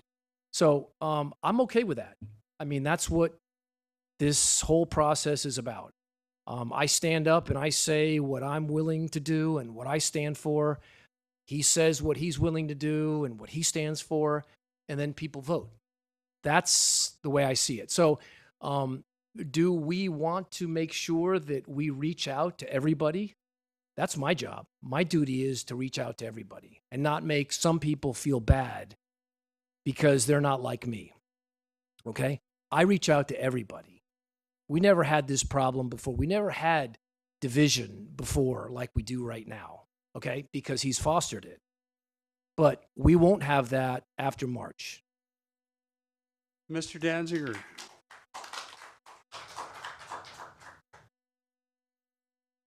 Regardless of who wins, the town is currently divided, according to the individual submitting the question. How will you restore trust and bring our residents together?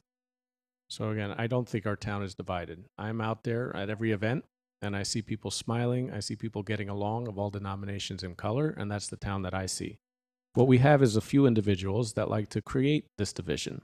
I mean, all you have to do is read one of his emails. He says he loves everybody, but yet he's talking about closing kosher restaurants and we have enough people moving here. That's not my words, those are his. This man has been walking the streets over the last 2 months, warning people of an Orthodox takeover. That, again, this is coming from a single person. What I see, again, is a town united, people with a shared goal and a shared vision. We've been moving forward on these things, again, increasing events here in town, increasing family participations, community events, getting people out, getting people together, and that's what it's all about. Okay, that's nice. He won't be able to show you where I ever said that I was going to close a kosher restaurant, or I ever wrote that I was going to close a kosher restaurant. But this is an example, what you just heard, those two comments, and the other one was something I was going around, telling people, what was the other one? That I was saying bad things about a certain religion. That stuff, that kind of toxic, hateful stuff, that's the thing that people who are losing resort to. And that's what it's come to with this gentleman, because you won't see that. You know, what he should have said was that I said that I would like to see, restaurants that are open on the weekends. That's all I said. I said that I'd like to see, the downtown have restaurants open more than half the weekend. That's all I said. Okay? And that got converted into I hate Jewish people. So, but that's a convenient narrative that he's using and fostering because he's frightening part of our community. I stood up with our Orthodox community when those buildings fell down. I worked with the rescue guys from Israel. We carried the flag together, the Israeli flag together. We prayed together. We worked together.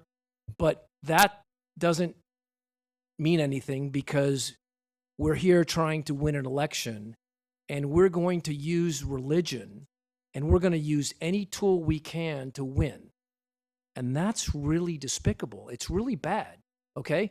Now, when you conflate, a real anti-Semite, someone that wishes bad things on Jewish people, somebody that wishes death on Jewish people, somebody that is a real bigot and a nasty person, and you conflate that with someone who disagrees with you on a subject that has to do with zoning, you got a problem. And that's what's going on here, you see, and that's what we're going to have to deal with here, because that's the rhetoric that's coming from the other side, and that's unfortunate, and I wish it wasn't. So first of all, I just want to, let everybody know I have a few black friends. That seems to be very important here. This is we're the commission.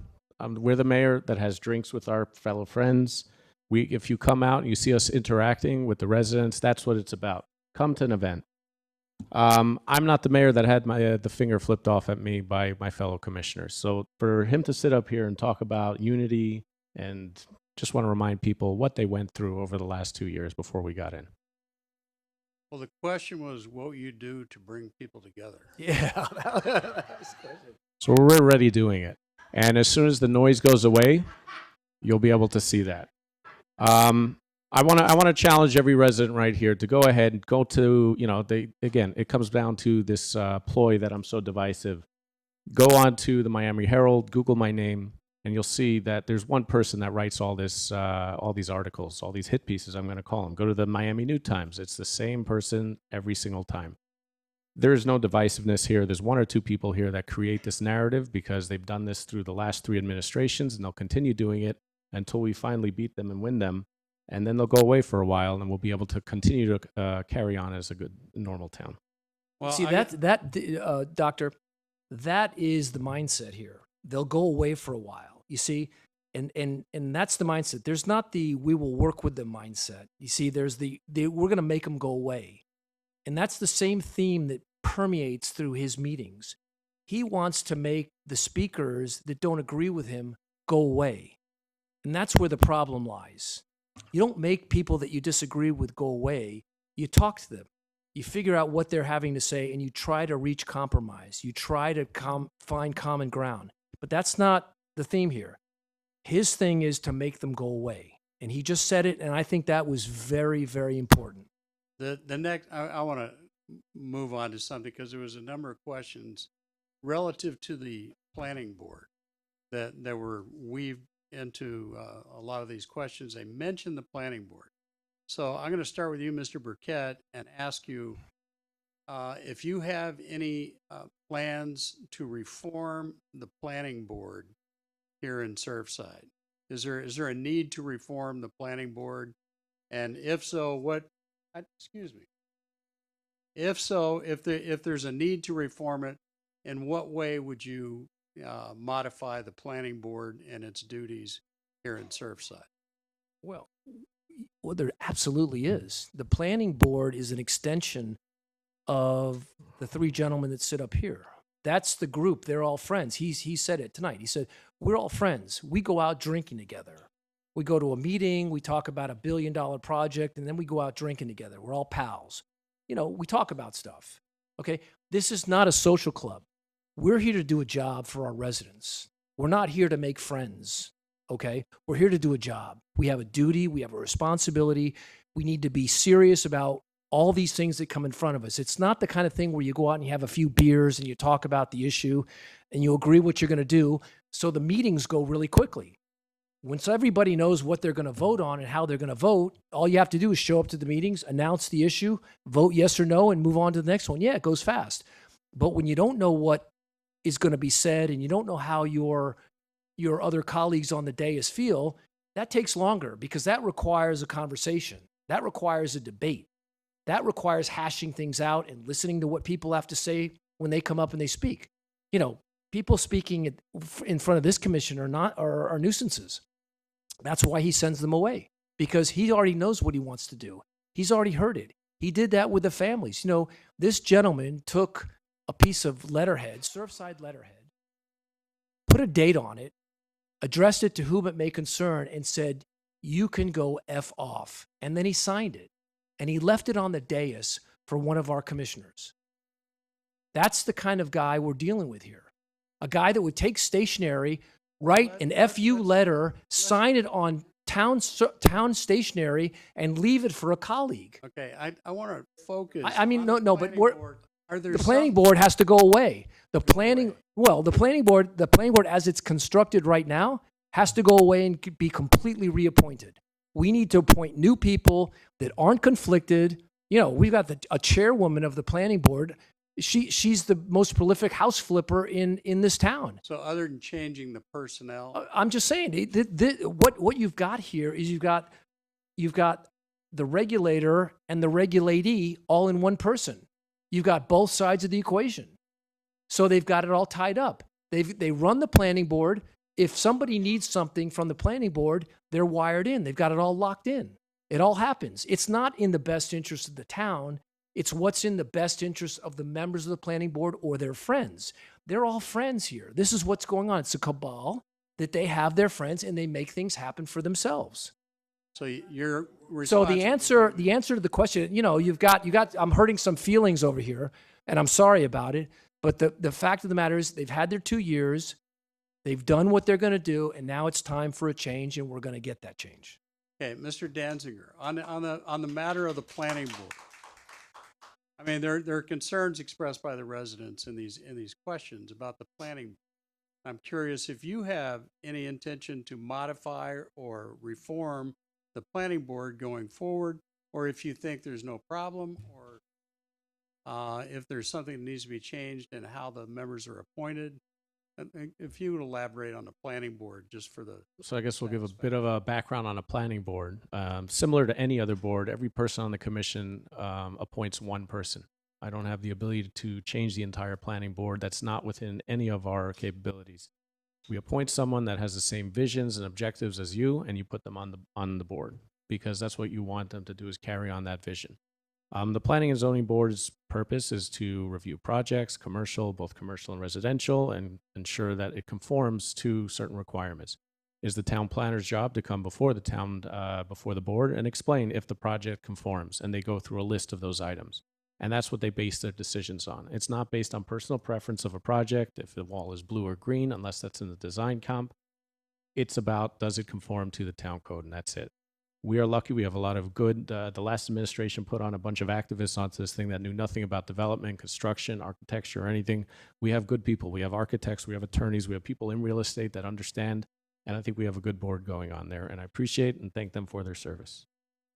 Okay, all right. Having them, drag through emails and be disgraced by this person was disgusting. These are just residents that are trying to serve their community, and they deserve I any of it. know. They're just nice people doing a nice job. But, They the funny are thing your is, residents. you're interrupting me now. It's my turn. Okay. Disgraced, it's funny that the Mr. Danziger makes a lot of statements, but there's not an iota of proof behind them. So all he needs to do is identify the way that I disgraced anybody, which I didn't. All I did was recite the facts, and the problem is that upsets them. Or maybe I should open that email where you go after each of the board members individually. Again, this is the man Open who's it. gonna bring our Please, community together, right? Please open it and read it. If you give me the time, I'll open up every Yeah, single one. I'd love that. Please do. Actually, I won't reverberate your work. We had Mr. Forbes who got up and spoke against you at a meeting. We had the chair. Please. You have consistently gone after members of the board, which is unprecedented in the town Listen, of you're- Surfside you're for a going former on a mayor and rant. elected official to Going go on a after rant right residents now, and it says who your serve time on is up. boards. It says your time is Okay. Sorry. Now, Sorry. when we did our opening statements tonight, I had Mr. Burkett open. For our closing statements, I'm going to ask Mr. Danziger. Oh, come on. That's it?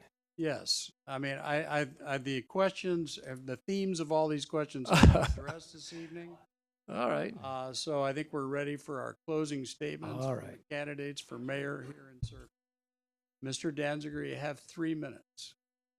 And no interruptions Yeah, it'd be nice if I didn't get from interruptions. the audience or anyone. All right. Albert Einstein once said that insanity is doing the same thing over and over again and expecting a different result. My opponent thinks that we here in Surfside are insane. He has been a failed mayor 3 times and has lost his race 5 times over the last 15 years. He keeps reinventing himself, but a leopard can't change its spots. His true self keeps coming out, and we keep voting him out time in and time again. It's time that our town moves forward. We cannot keep reverting back to the same old failures and expect it will be different this time. Both myself and my opponent have a track record this time, and our work speaks for itself. On one hand, we have my opponent whose lies are overshadowed by his big accomplishment in his last term, locking 6-foot hedges in the charter. On the other hand, I can turn to the record numbers of projects and initiatives we have accomplished during such a short time. I'm not campaigning on promises of funding and approving. I'm campaigning on tangible products and on projects and getting things done. We've focused on the community and pedestrian safety, health and outdoors, family and community events, investing in our youth, our town infrastructure, and our future. These are not just catchphrases. These initiatives can be quantified by the many projects that we have done throughout our town. You can't argue with results, and we have delivered results. And I know we love visuals. So here's Mr. Burkett's accomplishment, locking 6-foot hedges in the charter. And this is every single item that we have done over the last 2 years.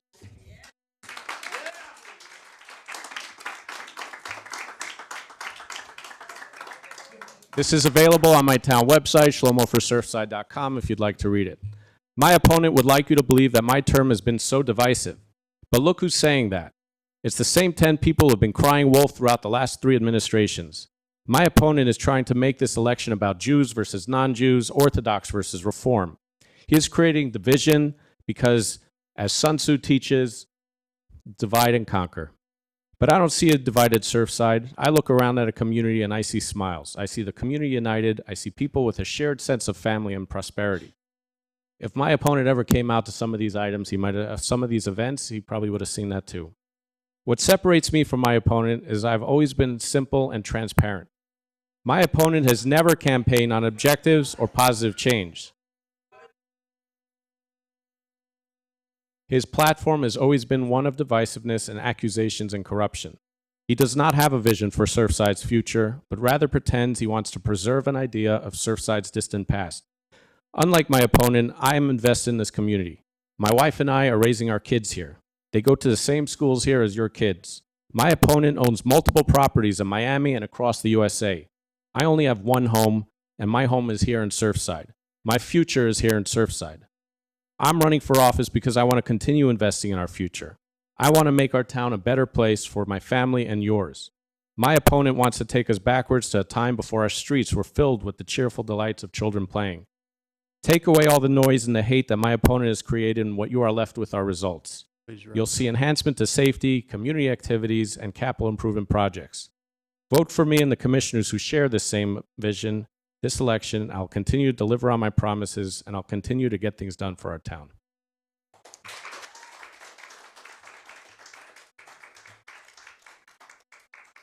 Mr. Burkett for a 3-minute closing statement. Please, no interruptions. Dr. Murphy, thank you for putting up with us tonight. I know it's been challenging. I want to thank everyone else for giving up your valuable time to come and listen tonight. I appreciate it. So, what would electing Charles Burkett mean for Surfside voters? It would mean me working with my colleagues on the following. All voices at meetings would be given the opportunity to share their opinions without fear of being embarrassed or removed. A return to ethical, honest stewardship of our town.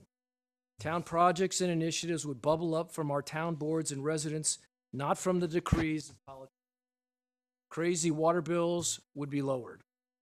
We'd take immediate and massive steps to crush speeders and cut through traffic like I did the last time I was mayor. Honor promises and finish the 96th Street Park, Abbott flooding, and FPL undergrounding projects. Focus on enhancing kids and seniors programs. Transform the police force, putting all our police out on the streets so that police are seen and calls for help are answered rapidly. Review and correct recent self-serving zoning code changes. Figure out a way to protect our vulnerable condo owners from hungry developers trying to take their homes away from them. Undertake a review of our charter that adds protections against unscrupulous future politicians and their tendencies to sell out residents. Appoint qualified, non-conflicted residents to our boards and committees. Encourage a new planning and zoning board to institute better design guidelines that will protect our town from identical, cookie-cutter, square box-style homes. Finish the safe walking paths in our residential districts so our kids and residents walking to worship, shop, or swim are safe. Work with the good developers, the ones who care about Surfside's future, not the ones who only care about quick profit that they can put in their pockets. Get that memorial to the 98 who died finished by re-involving the abandoned families in the process. Ensure that residents experience smiling, helpful, efficient town staff at Town Hall. Of course, keep taxes low, keep our beach uncommercialized, and keep the Live Local Act, the one that could bring a wall of 12-story affordable housing projects to Harding and Collins, out of our town.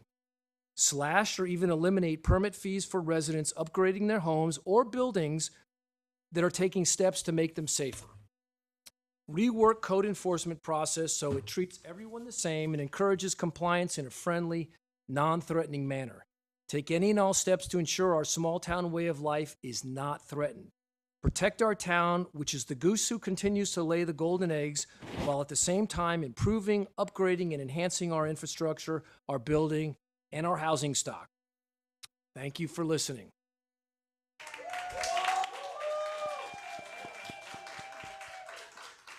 Let's give both our candidates a round of applause. On behalf of the League of Women Voters, I want to thank you all for coming this evening. And it's a reminder that everybody needs to cast their ballots. Everybody needs to register to vote and get ready to vote in this election and all upcoming elections. Hey, Doc. Oh, and outside, if you need voter registration. Thank you. The League of Women Voters is here to help you with voter registration. Thank you so much.